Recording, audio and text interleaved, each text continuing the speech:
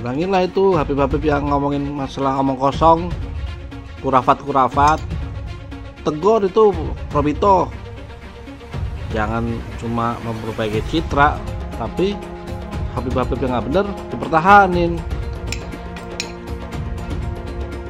Soalnya sekarang masyarakat lebih pintar memilih. Jangan Habib yang sama orang kaya nurut, padahal orang kayanya jahat ikut. Proteksi lah. Udah bukan zaman muhibin yang dibodoh-bodohin seperti itu. Udah pintar-pintar sekarang ya, Beb. Buat teman-teman yang selama ini ngajakin tes DNA, terus apalagi ya ngomongin kita nih keturunan palsu, yuk tes DNA yuk guys, yuk. Gimana, sebutin tempatnya, waktunya, bayarin. Tapi lo yang ngomong gue palsu, sekarang lo yang bayarin ya. Gas. Kapan, di mana? Yuk lah, kuy. Harus dihentikan ini pembahasan nasab. Yang harus dihentikan adalah pengakuan Ba'alawi sebagai keturunan Nabi yang tidak terverifikasi, yang harus dihentikan. Karena secara kajian nasab dia terputus, secara kajian DNA dia bukan bangsa Arab Acan, dia bukan keturunan Bani Quraisy, dia bukan keturunan Bani Hashim, dia bukan keturunan Ba'alawi, dia bukan keturunan Nabi Muhammad. Ini yang harus dihentikan, pengakuan sepihak sebagai keturunan daripada Nabi besar Muhammad SAW. Dan ini saya kira sudah waktunya PBNU atau MUI untuk mengeluarkan sebuah maklumat bahwa memang Ba'alawi ini bukanlah keturunan baginda Nabi besar Muhammad SAW. Ada beberapa dari habaib yang sampai mengatakan bahwa kalau kiai itu misalkan melakukan maksiat, kiainya luntur. Tapi kalau kami Habib mau melakukan apapun, darah secara genetiknya sudah nyambung bersama kami. Jadi kami tidak bisa bisa jadi mantan Habib. Kiai Imad bikin tesis pun sebenarnya adalah reaksi atas kecongkakan dari orang-orang habaib itu. Gak berani tes DNA kok ngaku-ngaku DNA Ba'alawi itu sama sekali tidak identik dengan orang-orang Arab, malah lebih ke Yahudi. Ilmu DNA itu tidak bisa digunakan untuk memastikan atau melacak nasab yang sudah jauh, yang sudah berusia ratusan tahun, tidak bisa. Bahkan ada sebuah penelitian yang meneliti keabsahan bangsa Viking, nasab bangsa Viking yang berusia 700 sampai 800 tahun. Ternyata setelah dilakukan penelitian, nasabnya tidak ketemu, alias datanya tidak akurat. Ini 700 tahun loh. Nah, bagaimana dengan nasab keturunan Nabi SAW yang sudah berusia 1500 tahun, yang 800 tahun saja kesulitan, apalagi sampai 1500 tahun. Bahkan ada sebuah penelitian dari Profesor Dr. Thomas, salah satu pakar DNA di dunia barat, dia mengatakan nggak bisa, ilmu DNA tidak bisa digunakan untuk melacak nasab tanpa didukung dengan data sejarah yang akurat. Jadi kalau ilmu DNA sendiri saja itu nggak bisa dipakai ya. Ilmu DNA itu hanya bisa digunakan untuk melacak nasab yang dekat atau tidak ketahuan ini keturunan siapa, ini garis keturunan siapa gitu. Tapi kalau yang nasabnya jauh itu harus menggunakan data pendukung lainnya seperti data sejarah yang akurat. Siapapun yang mengaku keturunan Nabi wajib diverifikasi, dan siapapun yang mengaku keturunan Nabi dan terbukti bukan keturunan Nabi wajib kita batalkan. Terus adakah pidananya terhadap pengakuan Ba'alawi tersebut? Dan kalau ada, sudahkah kita laporkan? Akan ada musyawarah alim ulama tingkat nasional yang mengusulkan bahwasanya siapapun yang mengaku sebagai anak keturunan Nabi dan tidak terbukti termasuk dalam penodaan agama. Setelah ada munas alim ulama dan sudah ada keputusan bersama, maka dengan bekal hasil keputusan itu kita bisa melakukan pemidanaan. Siapapun ke depan yang mengaku cucu Nabi bisa dipidanakan dengan pasal penodaan agama. Sayyidina Ahmad bin Isa al-Muhajir ini punya anak, salah satu nama anaknya Ubaidullah. Lalu kemudian punya anak namanya Alawi. Maka keturunan daripada Alawi ini disebut dengan Ba'alawi. Inilah yang banyak marga-marga pan-pan yang sampai ke Nusantara. Hai, Bahar Semit. Saya Mbak Gimbal, sang putra alam. Saya Mbak Gimbal menantang kamu duel. Kamu boleh menggunakan golok permata duamu yang kamu bangga-banggakan. Ya, saya cukup menggunakan golok ini. Kita duel 1 lawan 1. Bahar, kamu hakim bukan, ulama bukan, MUI bukan, kamu ini ngajak-ajak dari kiri ke kanan. Lucu banget. Yang saya tahu, Ang Deddy Mulyadi bikin patung itu untuk melestarikan seni budaya Sunda, Jawa Barat khususnya, agar cinta seni, agar tidak melupakan seni budaya yang memang harus dilestarikan. Ya, saya yakin Kang Deddy Mulyadi tidak berniat membuat patung itu untuk menyesatkan umat, untuk disembah, nggak mungkin. Kenapa Jokowi aja saya sebut, apalagi Deddy?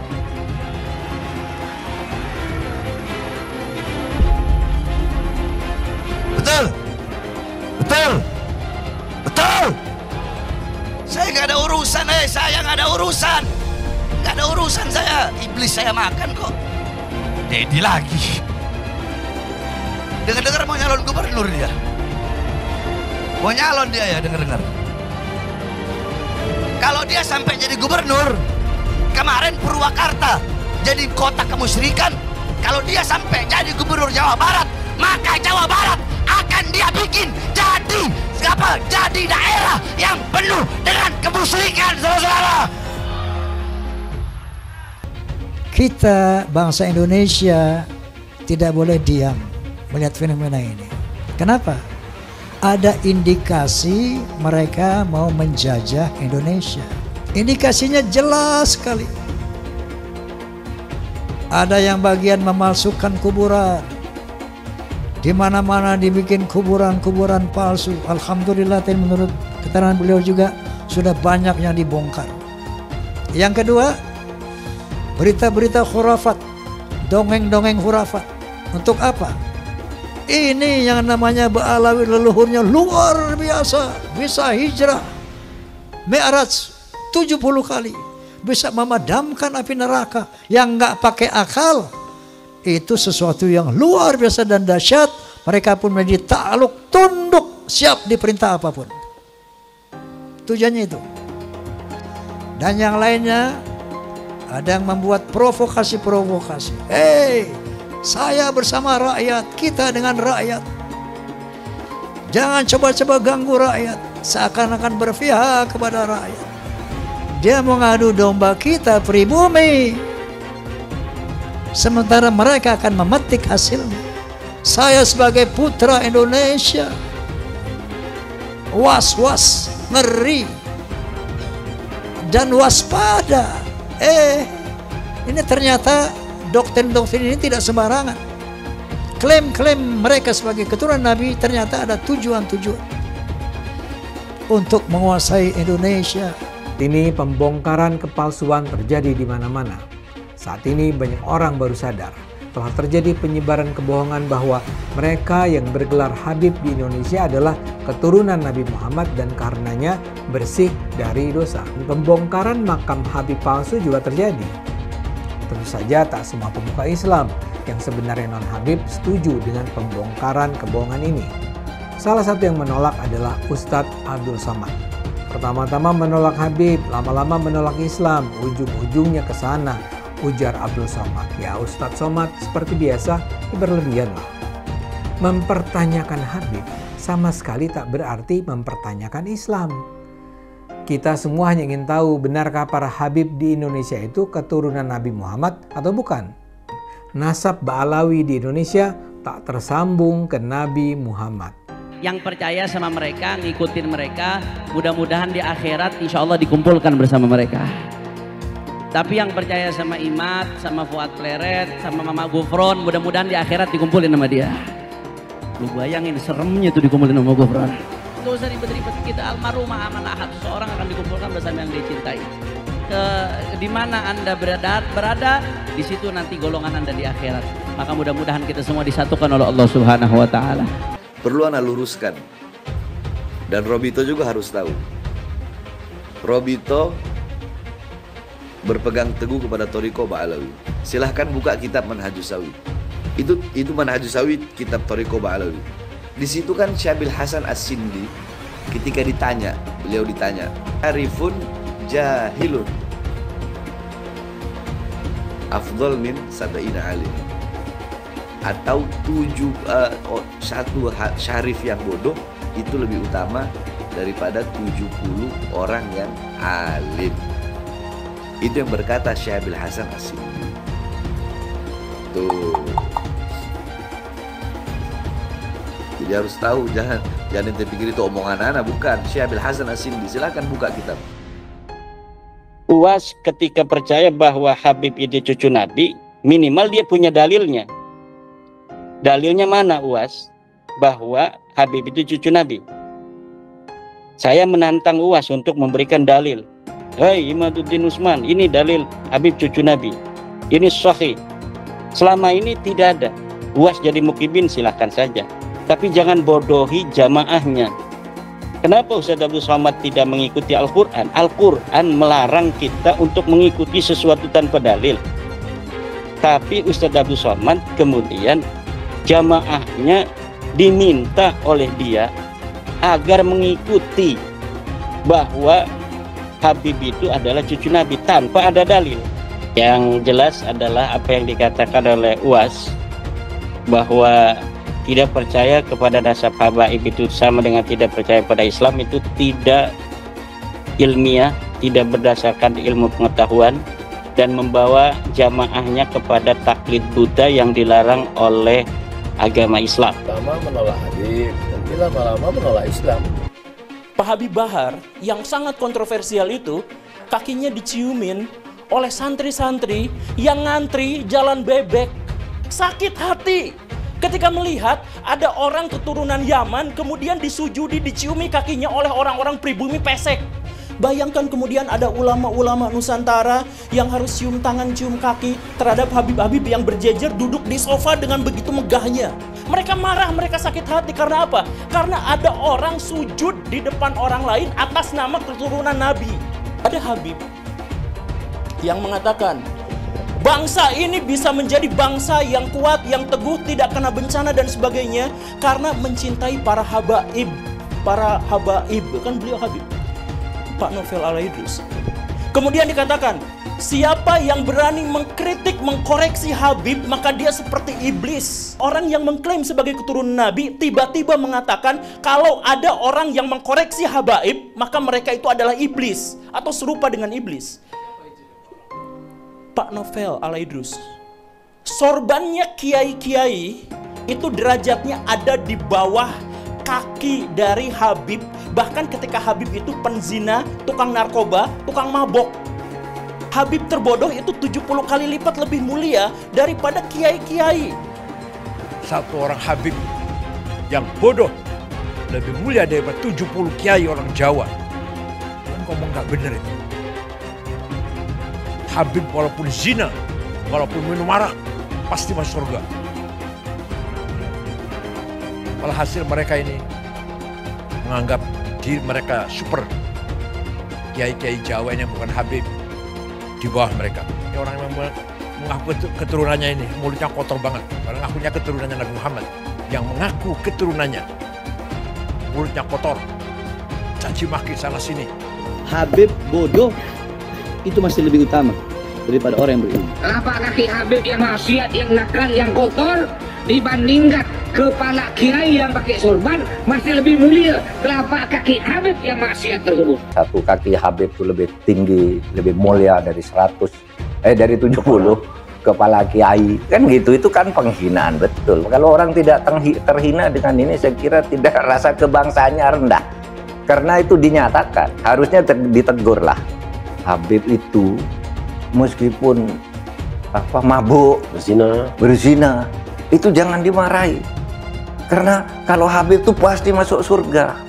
Nah, yang begitu itu membodohi bangsa Indonesia. Jangan membuat kasta-kasta di dalam keberagaman, yang satu lebih mulia, yang satu berhak masuk surga, yang satu masuk neraka, itu tidak boleh.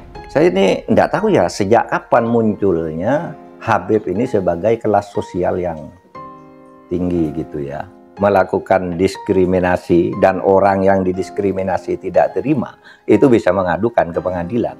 Bisa. Itu pelanggaran, itu tindakan melanggar hukum. Menganggap satu ras, satu suku lebih rendah dari kelompok lain. Habib gila kok, kalau turun Nabi gila sekalipun tidak apa-apa itu masuk surga, kan gitu. Kalau kayak Indonesia tuh apa? Kamu kan kalau tidak ada Habib, kamu nyembah batu kan? Masa iya begitu? Bahwa berdasarkan sejarah nasab, berdasarkan tes DNA, berdasarkan ilmu filologi, bahwa kaum Balawi saudara kita tidak terbukti sebagai keturunan Nabi SAW.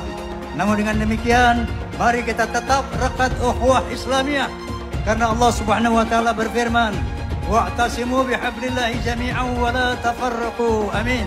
Saya katakan saya mendukung Rhoma Irama untuk mengklarifikasi soal Habib ini.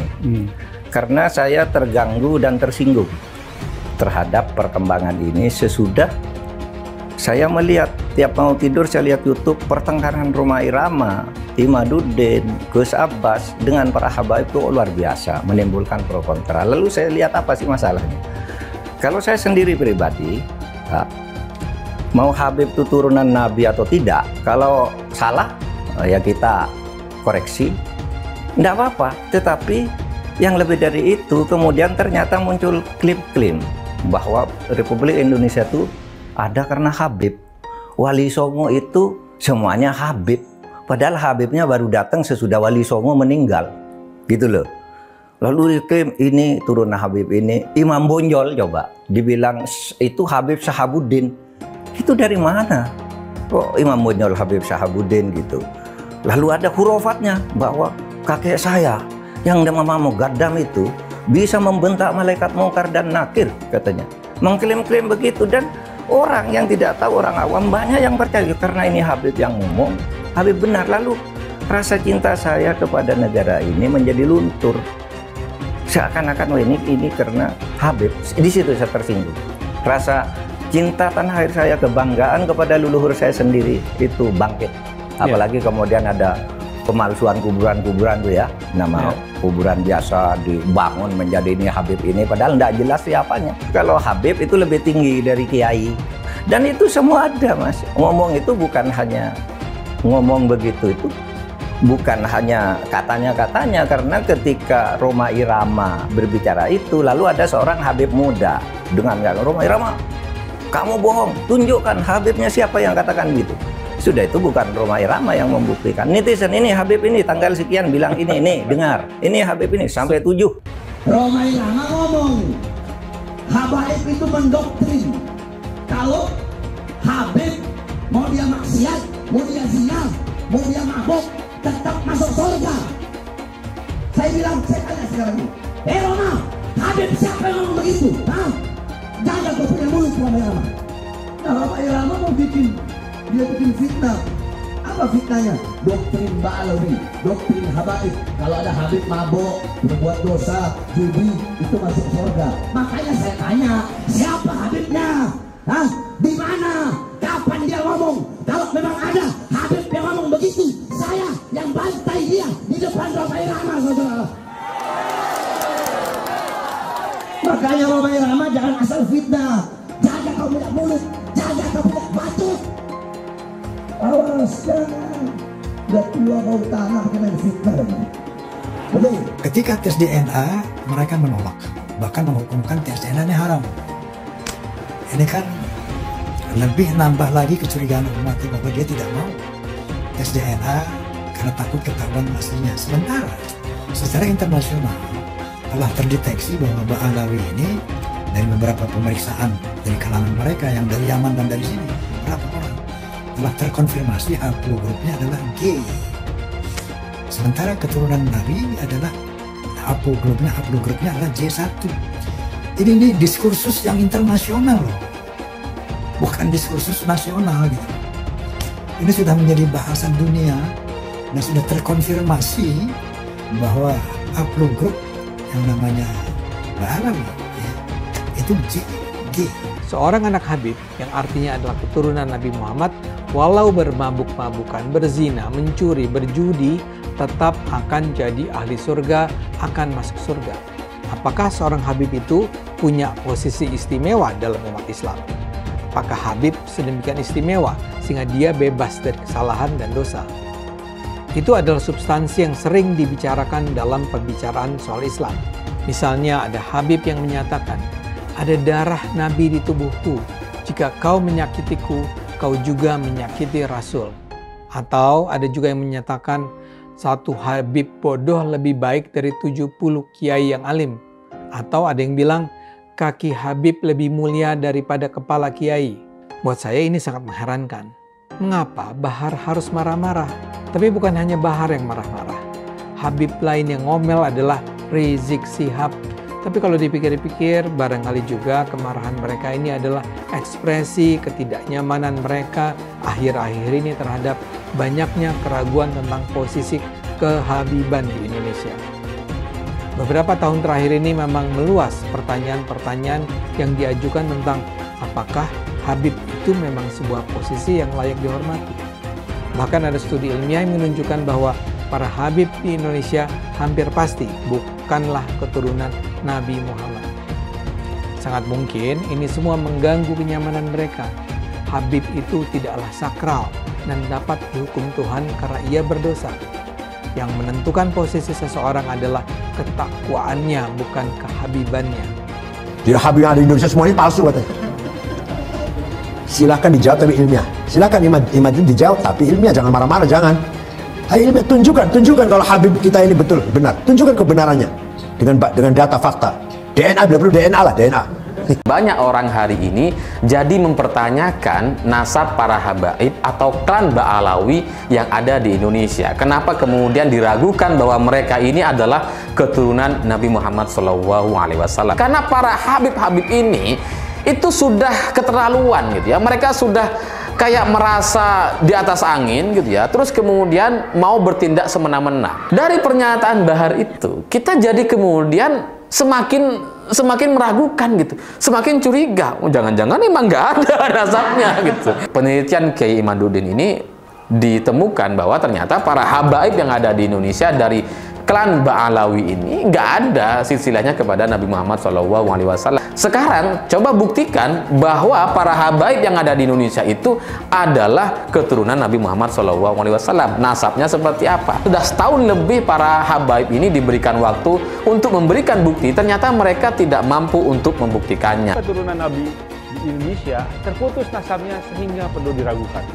Perdebatan soal keaslian keturunan Nabi semestinya sudah cukup menyadarkan umat bahwa silsilah dicatat oleh manusia dan karenanya bisa mengandung gaib.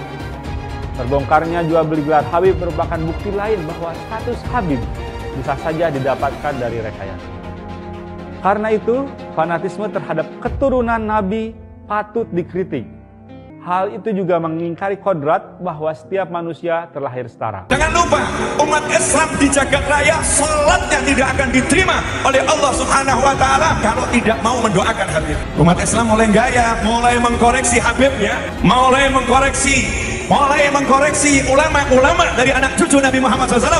Orang yang seperti itu mirip dengan iblis. Habib Bahlul lebih baik para 70 kiai. Keyakinan agama apa gitu ya? Kalaupun ini hadis, itu harus ditolak. Nggak mungkin itu hadis. Karena hadis harus korelasi dengan Al-Quran. Dan yang kedua, hadis itu harus cocok dengan logika. Ini nggak ada dasarnya, apalagi kitab gitu. Para habib ini mencoba ya membangun kasta baru dalam Islam gitu. Kasta. Tolonglah saudara-saudara yang mengaku zuriat Nabi itu jangan dirusak lah yang sudah berjalan selama ini. Jangan dipecah dengan adanya kasta-kasta baru, mengatasnamakan Tuhan, mengatasnamakan Nabi Muhammad, seolah-olah kalian ini pemegang kunci surga. Mereka menyatakan dirinya mulia, kita jauh lebih mulia. Ayo dalam bidang apa, prestasi apa? Mana ada Yaman berprestasi? Tionghoa banyak. Dari bulu tangkis macam-macam, dari kegiatan bisnis, keren gitu. Kalau si Dowir Habaib nggak ada apa-apanya. Makanya dia jualan nasab, karena kalah bersaing dengan pribumi dan Tionghoa. Mereka tuh pemalas, pembohong, ngaku-ngaku cucu Kanjeng Nabi. Ya nggak bisa, mereka aja rezekinya dari pribumi kok gitu. Kalau pribumi rezekinya dari kerja keras. Jangan takut ngomong Habib Dhowir, Habib goblok. Karena Habib itu sudah menghina duluan. Habib itu ngatain pribumi itu ahwal, tidak sederajat. Ngomong karomah itu bohong semua itu. Habaib itu. Memadamkan api neraka jahanam mi'raj. Berapa kali? 70 kali sehari. Datuknya itu bisa membuat rantai emas dari yang dibentangkan dari langit ke bumi. Ya kan goblok gitu. Itu gitu, goblok gitu. Nggak masuk akal gitu. Kenapa? Goblok yang nggak apa-apa, gue bilang goblok Habaib. Karena Habaib sudah mengatain gua ahwal, sudah mengatain gua tidak sederajat. Satu Habib, walaupun Habibnya jahlun, maksudnya bodoh kata Iwan, itu ukurannya perbandingannya amat 70 kiai yang alim. Kami adalah majikan kalian. Kami adalah pemilik bangsa. Kami adalah pemilik kedaulatan Indonesia. Hai teman-teman, tahun ini adalah tahun yang bagus untuk trading di market kripto, terutama Bitcoin dan kripto lainnya. Teman-teman bisa gunakan kesempatan ini untuk mencari cuan dengan trading di market kripto. Untuk trading, teman-teman cukup registrasi dengan menggunakan link di kolom deskripsi, lalu deposit, tentukan apa yang ingin kalian tradingkan, lalu tekan tombol buy. Sesimpel itu. Jika ada pertanyaan, teman-teman bisa hubungi WhatsApp di kolom deskripsi. Saya juga mau mengajak teman-teman untuk bergabung di komunitas trading yang ada di kolom deskripsi. Di sana saya akan memberikan sinyal trading yang bisa teman-teman ikuti. Seperti biasa, kalau kamu suka dengan video ini, jangan lupa komen, klik like, dan subscribe. Nah, sudah sering kali saya mengatakan dan mengingatkan, jangan sekali-kali mengulamakan para kriminal. Ya, tapi memang kadrun-kadrun ini sangat susah untuk diberitahu. Malah kaki pelaku kriminal seperti Bahar Smith ini dicium-cium seperti itu coba. Ya, tapi memang banyak yang mengklaim mereka adalah cucu Nabi, mereka adalah keturunan Nabi, dan lain-lain. Tapi pertanyaannya, apakah perilaku mereka ini mencerminkan akhlak seorang Nabi? Nah, mungkin inilah yang dinamakan dengan fenomena perbudakan spiritual. Lah, ini kan parah banget, benar gak? Padahal mereka sama orang tuanya saja belum tentu mau mencium kakinya seperti itu. Jangankan mencium kaki, mencium tangannya saja belum tentu mereka ini mau. Nah, dulu Nabi ini hidupnya sangat sederhana. Setiap hari beliau sibuk memikirkan umatnya. Bagaimana bisa memberikan makan kepada fakir miskin dan anak-anak yatim. Tapi sekarang justru orang-orang miskin malah sibuk memberikan makan kepada para pemuka agama yang hidupnya sudah bergelimangan dengan harta. Nah, ini kan kebalik, benar gak? Nah, sekarang coba perhatikan mobil-mobil mewah yang dinaiki oleh mereka. Lihatlah mobil yang dinaiki oleh Rizik Syihab. Lihatlah juga mobil yang dinaiki oleh Bahar Smith. Semuanya itu mobil-mobil mewah. Dan lucunya, mobil yang dinaiki mereka itu adalah semuanya buatan orang-orang kafir coba. Nah, sekarang coba perhatikan saja bagaimana hedonnya Rizik Syihab dan Bahar Smith. Di saat laskarnya ini masih sibuk mencari sesuap nasi bungkus, mereka ini malah sibuk menampilkan gaya hedonnya coba.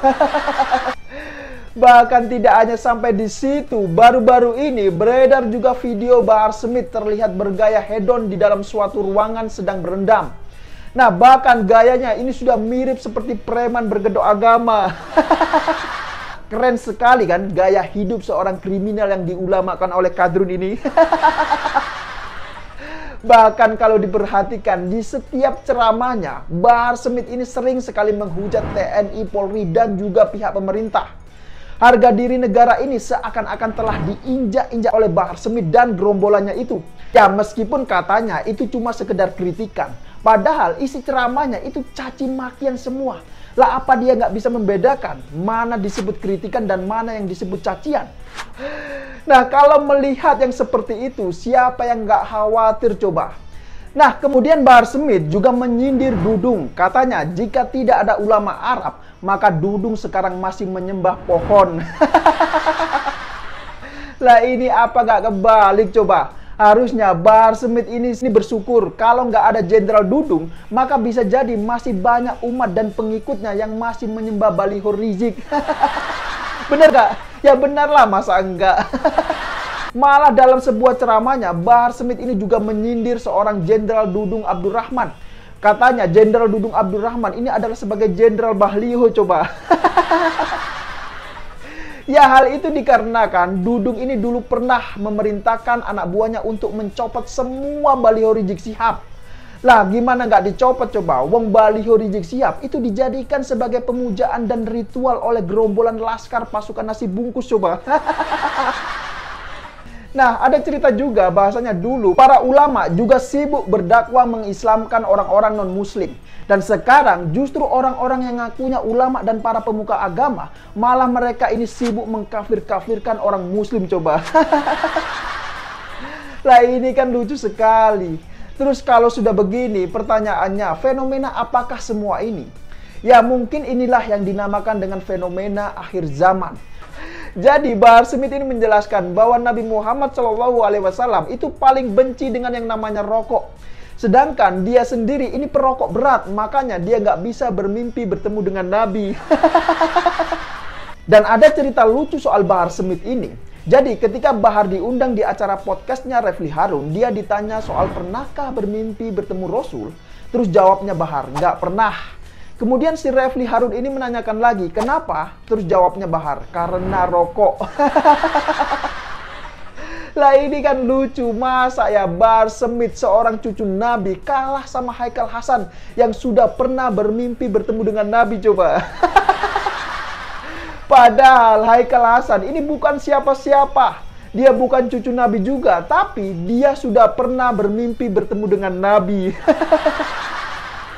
Nah, tapi memang repot juga sih dikatakan bahwa keturunan Nabi ini harus selalu dicintai meskipun sebejat apapun perilaku mereka.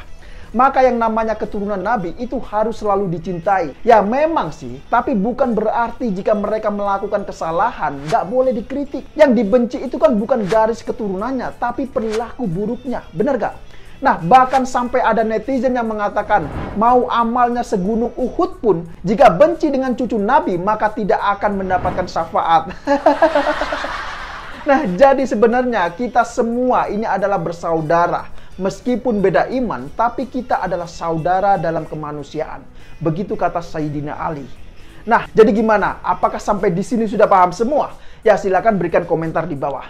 Ya, saya kira demikian dulu opini singkat Okedum kali ini. Pesan saya, jangan pernah ulamakan para kriminal. Dan tidak lupa saya ingatkan, jaga terus NKRI. Ya, kalau memang Rizik Syihab itu cucu Nabi, orang-orang Arab itu tentu akan memuja-muja dia kan? Nah, tapi faktanya apa? Rizik ini malah dideportasi dari Arab Saudi coba. Nah, kalau memang mau bilang keturunan Nabi itu tidak boleh dibenci, maka saya juga adalah keturunan Nabi. Ya benar kan, keturunan Nabi Adam. Nah, kalau percaya Nabi Adam ini adalah manusia pertama ciptaan Tuhan, maka semua manusia di dunia ini juga adalah keturunan Nabi. Benar gak? Ya bener lah, masa enggak? Mengapa banyak betul yang cinta buta dengan Habib? Padahal mereka bisa saja Habib palsu. Karena tidak ada tes DNA yang membuktikan bahwa mereka adalah Habib asli. Sebetulnya saya malas sekali membahas tentang nazab, apalagi nazab dari Yaman. Karena keturunan Nabi hanya bisa dibuktikan dengan tes DNA. Belum tentu juga dia betulan keturunan Nabi, karena tidak ada tes DNA. Bisa saja dia ngaku-ngaku.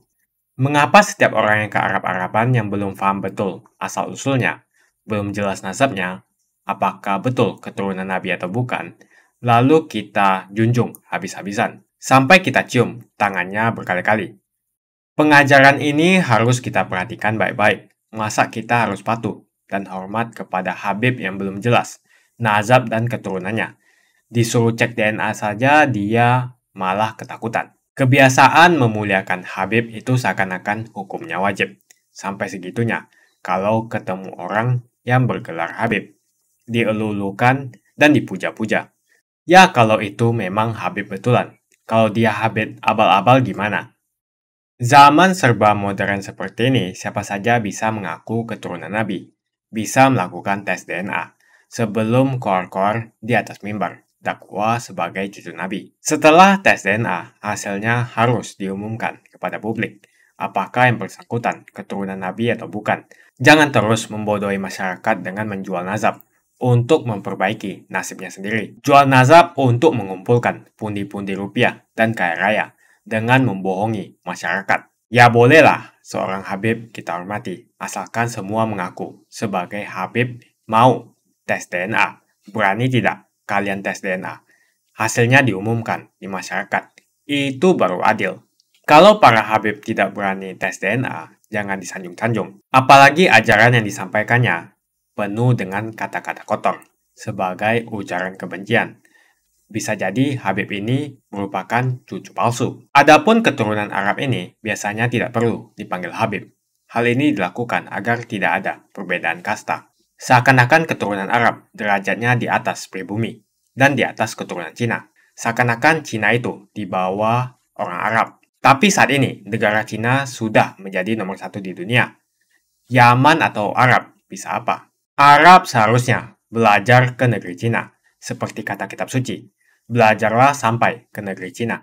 Jadi jangan sampai kalian mencintai orang yang ngaku Habib melebihi cinta kalian terhadap orang tua, bapak, ibu, saudara, dan guru-guru Anda.